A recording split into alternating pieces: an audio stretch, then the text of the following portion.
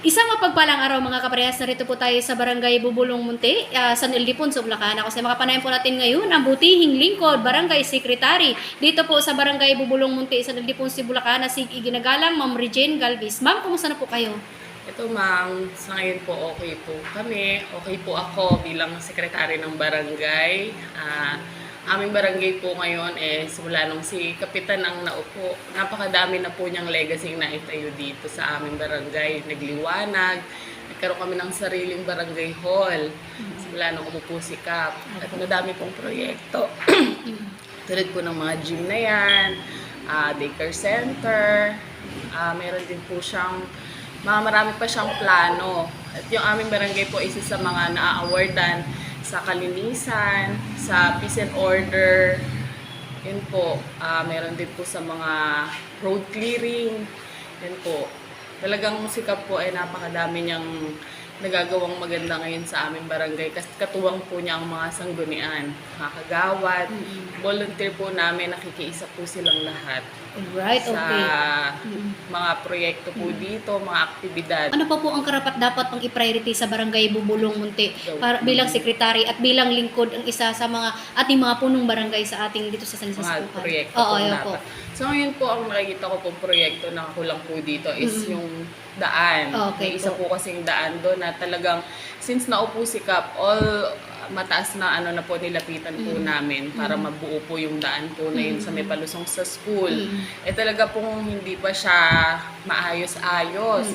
At ano po, pero ngayon, hope so naman sana po, may request ulit kami doon na nilapit na namin siya sa congressman na mas okay daw po yung ganun.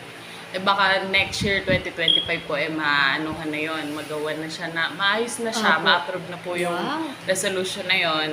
At saka yun po, ayan, yung MRF namin, hope po pala ngayon, may dumating na kami ng mga shedder, mga ano, kumbaga, next year po siguro is iaayos na po yung tamang basurahan ng barangay. Wow, Meron na pong alright. collection. Okay. Ganun po.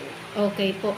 Pero may tanong ko lang po, ma'am. So sa ngayon po, sa nabanggit niyo po accomplishment tsaka mga ongoing project. So kumusta naman po ang peace and order niyo po dito sa ngayon? Sa ngayon po ang peace and order namin. So kagabi nga po sa Christmas party ni Kap, ang DILG ay nag-award. Opo. At isa po ang barangay namin sa 36 barangay, Opo. isa po kami sa Congratulations, ma'am. nagkaroon ng award na ano kami sa peace and order at saka sa ano nga po sa kalinisan sa BECA, sa environment.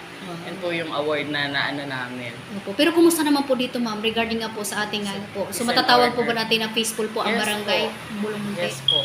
Base po sa mga case namin sa mga report sa amin, Opo. sa blatter, may nagre-reklamo man na mga away, pero sikap po, naayos niya agad. Hindi na po siya mahabang usapan. Kumbaga na sikap, pag pinag-ayos niya, naaayos naman po niya agad yung mga nagre-reklamo naghaharap dito. Kaya hindi na po sila umaabot sa mataas na paghaharap. Opo. Pero dito pa lang po sa barangay naaayos na po ni Kap. Kahit po sa bawsi namin, sa Violence Against Women, yung bawsi din namin, maayos din po niyang naaayos yung mga problema po dito, mga nagre-reklamo. Right. Eh tungkol sa kalinisan, ma'am, nga po, isa po kasi napakalinis na barangay dito Yes po sa po. bayan ng San Ildefonso, Bulacan. Opo. Sa kalinisan po, ayan, yung mga tao naman po, meron din naman ilang pasaway talaga, hindi mo po talaga maano. Pero meron na nga pong kinakanda kami ng weekly clean-up drive.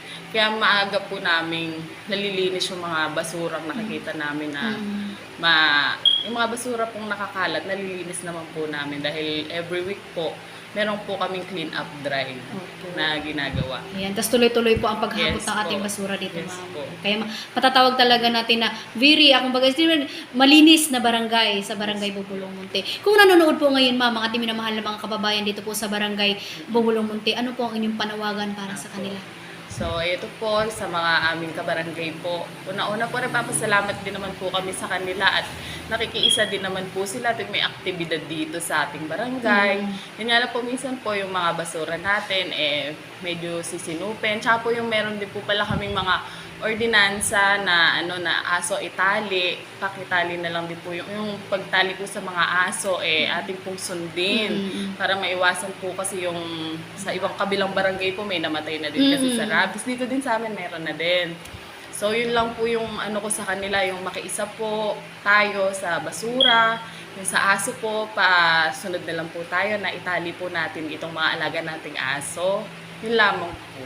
Alright. Ako po yung nagpapasalamat sa ating punong una-una po kay Cap Andres Pechua.